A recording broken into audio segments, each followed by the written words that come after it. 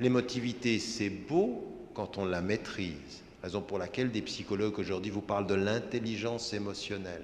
Avoir la capacité de maîtriser son émotion, pas de la nier.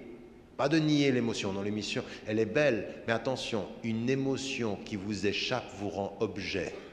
Une émotion que vous maîtrisez vous fait sujet. Oui?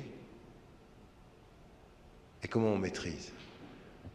Le travail de la spiritualité, le travail de toute cette éducation. La spiritualité, c'est l'émotion éduquée. Oui, c'est cette émotion qu'on éduque. Et donc là, il faut qu'on se réconcilie avec ça. Pourquoi? Parce que tout musulman vivant en Occident ou vivant dans le monde contemporain, sur ce qu'on dit sur l'islam, où c'est à coup de stigmatisation, de propos, de caricatures, d'essentialisation, si vous n'avez pas compris ça, vous êtes forcément immédiatement en crise identitaire, parce qu'on vous touche exactement là où ça fait mal. On vous touchera dans l'émotivité, vous allez réagir émotivement à tout ceci, à la pression. Et vous ne pouvez pas devenir des sujets sous une pression médiatique sur ce que vous apparaissez. Si vous ne répondez pas par ce que vous êtes spirituellement, vous allez être des objets émotifs. Et on saura exactement où vous atteindre. Vous savez ce qu'on dit en physique élémentaire? La force d'une chaîne se mesure à son chaînon le plus faible. Ben oui, je peux avoir d'énormes chaînons, mais si j'en ai un tout petit là, c'est là que ça va casser.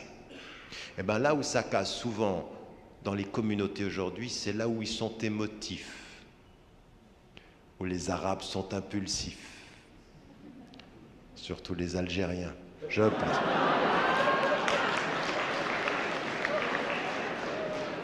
Non, c'est pas vrai. Ah non, non, c'est pas vrai. Les Tunisiens, c'est pas mal non plus. Et les Marocains, pas mal aussi. Les Égyptiens sont zen. Non, vous voyez, c'est ce que je disais. Vous venez de confirmer ce que je disais. Vous êtes sans doute algérienne. Mais enfin... 1-0. Donc, non, revenons, soyons sérieux, c'est un sujet très sérieux. Là. Ce que je voulais dire, sans émoustiller vos patriotismes respectifs. Mais vous voyez comme c'est assez facile. Quand vous connaissez une population et quand vous connaissez un peuple, quand vous connaissez les réactions humaines et que vous avez les moyens de leur faiblesse, les moyens de leur réaction émotive, vous les prendrez par là. Vous les prendrez par cette faiblesse-là. Et eux vont même penser que c'est leur force. Si je réagis, c'est que je suis fort. Non. Si tu réagis, tu as juste réagi. C'est moi qui ai agi. Toi, tu as réagi. C'est moi la force. Toi, tu es la faiblesse. Vous m'avez suivi là? Toute réaction émotive est réaction. C'est l'action de celui qui est plus faible que celui qui a agi. Raison pour laquelle il faut transformer la réaction émotive en action spirituelle, c'est-à-dire avoir la vue plus longue. Vous l'avez où ceci? Dans le Coran.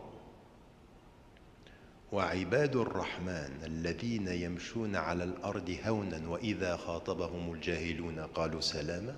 Mais pourquoi est-ce que ceux qui marchent légèrement sur la terre, quand on les attaque, ils ne se soumettent pas à l'attaque de l'ignorant, ils disent paix? C'est eux qui décident. Toi, tu me dis toutes les insultes du monde, moi je te dis paix. Mon action dépasse ton action. C'est moi qui ai décidé. Mais pourquoi vous êtes comme ça? C'est parce que ceux-là, quand toi tu y es pas, ils se réveillent la nuit, ils cherchent la force en eux.